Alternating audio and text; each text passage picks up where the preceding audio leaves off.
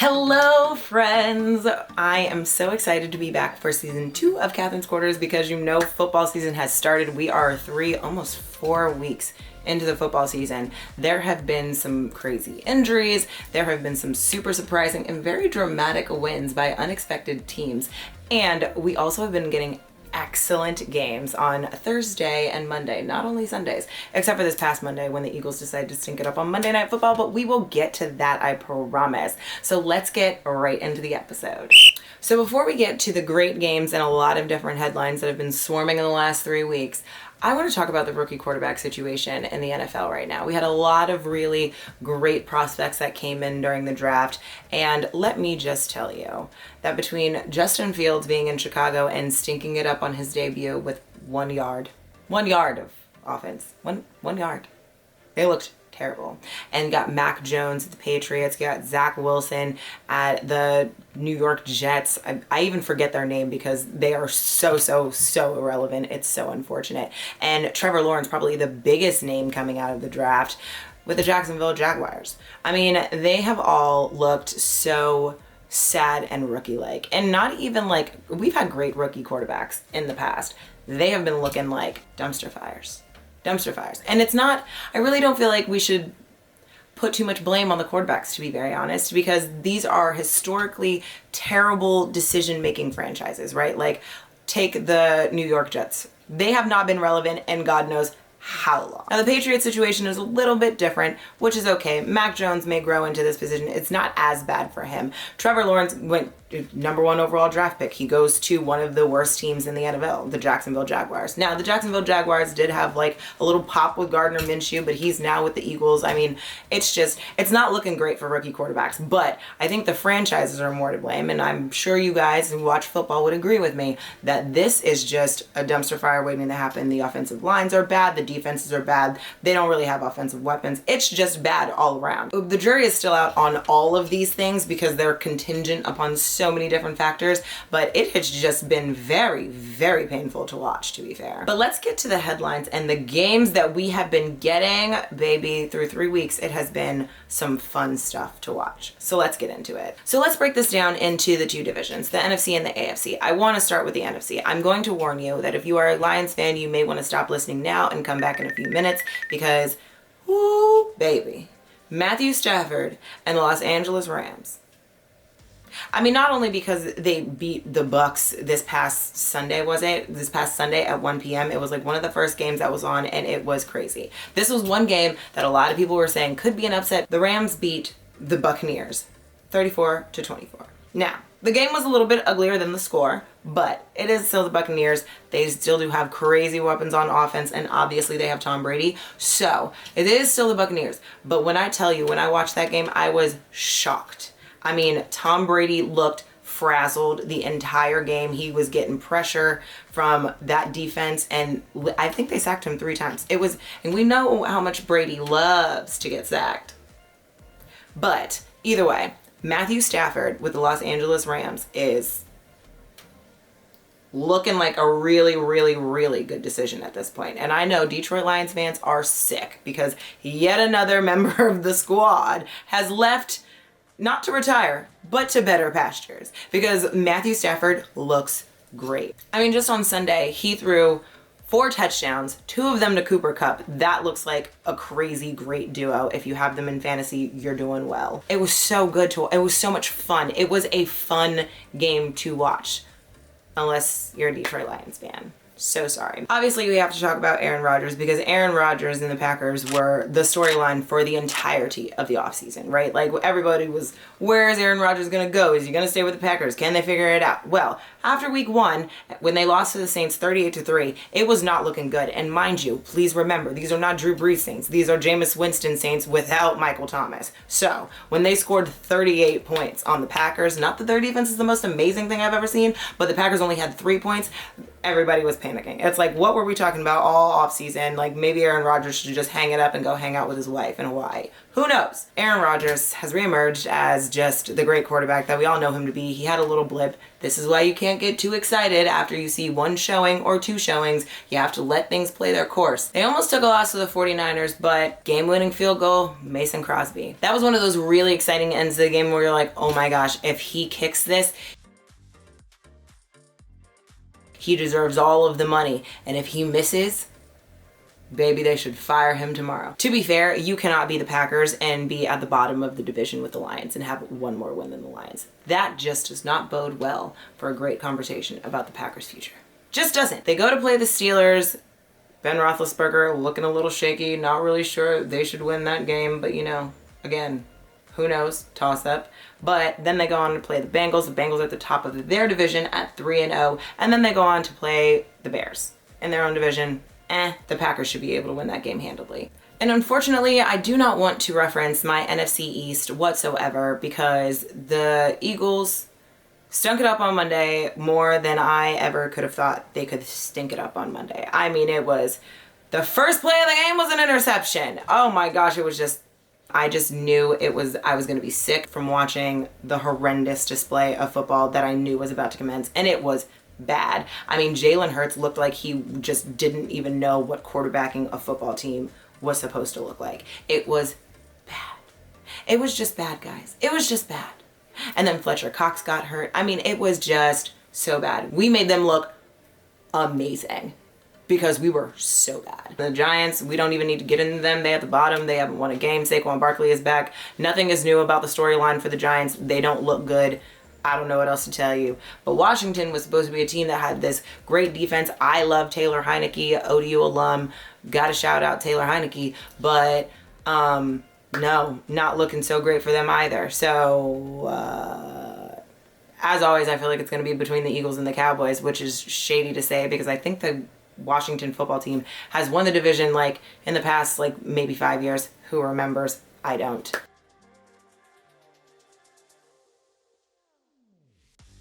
If the Eagles play the Cowboys the way that they did on Monday night, there will be no conversation. I'm not saying they're going to beat all of the NFC and they're going to play the Rams in the NFC Championship to get to the Super Bowl because I don't think that's realistic, and I also think they would get their butts whooped. But I also think that if the Eagles continue to do whatever it is that they did on Monday night, there is absolutely no hope for this season. And I will be very sad come October because our season will be over then if they continue to play like the way they did. No bueno. The Cowboys look good. Dak is back. Dak looks great. I drafted him in fantasy, so I have conflicting feelings about the Cowboys doing well because I also drafted Sedarian Lamb. I don't know why I do this to myself, force myself to have to cheer for the Cowboys in some way, shape, or form. Regardless, the Cowboys look good. And it's really depressing for me to say that. It actually makes me want to punch myself in the face. But I won't do that because it is very early days. Still a lot of football left to play. Well, the biggest surprise for me in the NFC is the Seahawks. They are 1-2 at the bottom of their division. They lost to the Titans in a close one. It was like 33-30, but they lost to the Vikings like 30-17. And I'm pretty sure that's a game that Dalvin Cook did not play in. And to be fair, I also know that Adam Thielen is there, and I know that Kyle Rudolph is there, and I know that we like Kirk Cousins. He's a good quarterback. But the way that Russell Wilson has Tyler Lockett, and he has DK Metcalf, and he has Chris Carson, and he has all of these weapons on offense, like, has the defense just disappeared? It's just very confusing to me. So through 3 weeks, the Seahawks have not looked their best. And so I'm hoping that turns around because I really like watching Russell Wilson play. And also I have Tyler Lockett on my fantasy team. I'm just very surprised by that. We will see. They go to the 49ers this week. So, 49ers is 49ers. 49ers can be beat, but the 49ers also are they're a pretty good football team. So you can't sleep on them either. We'll see come Sunday. So now we have to talk about the AFC. The Chiefs are at the bottom of the division at 1-2 in the AFC West. The bottom of their division. That is possibly the most surprising thing, right? Like, we all talk about how great Patrick Mahomes is and how he has literally everyone at his disposal on offense. The defense has been atrocious. I mean, what is worse than atrocious? Abominable? Like, the normal players in the AFC, I mean, the Bills look great. Josh Allen picked up right where he left off. The Raiders are quite surprising. They are at 3-0 at the top of their division. And I've been watching their games, like, because they've had the later games because East Coast, West Coast. But they have just looked, like, Derek Carr has looked really good. I don't know what's going on. We'll see how long that lasts though, because they go to the Chargers next. That's probably an L, but to be fair, they have been competitive in games that I thought they would lose.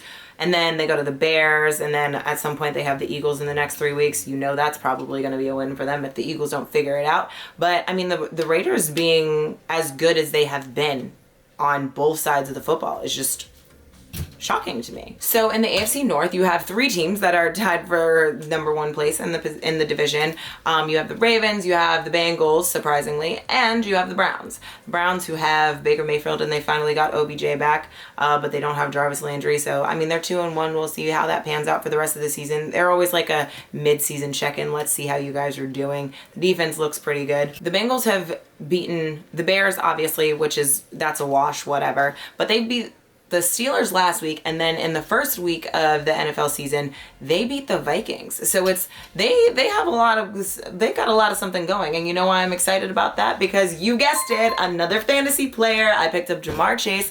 I don't know, some late round in the draft, and I was very excited, and I was hoping that he would do well, and I have started him the last 2 weeks, and he has done me good. So we'll see. I don't know what's going on with the Bengals. Maybe there's a new era happening in Cincinnati, who knows, but it's exciting to watch. So that's what I mean when I say we've gone through the AFC, the NFC, we've gone through kind of like the normal players, the newcomers, the guys who are a little bit surprising, and this football season has been so crazy exciting to start the year. We have had so much excitement through the first 3 weeks of the NFL. Like, it's kind of been like overload and a lot to think about. I mean, we've had some crazy game-winning field goal kicks. Justin Tucker's 66-yard field goal kick to beat the Lions.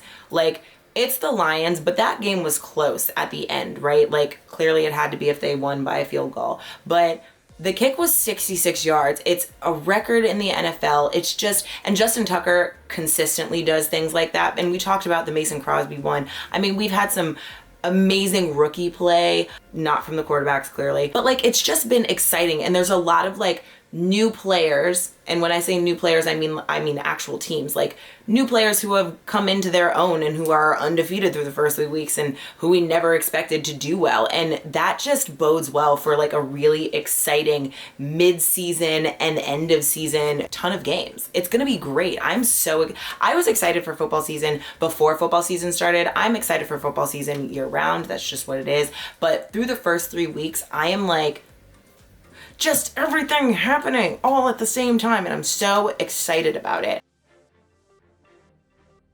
But this year just feels extra special and exciting.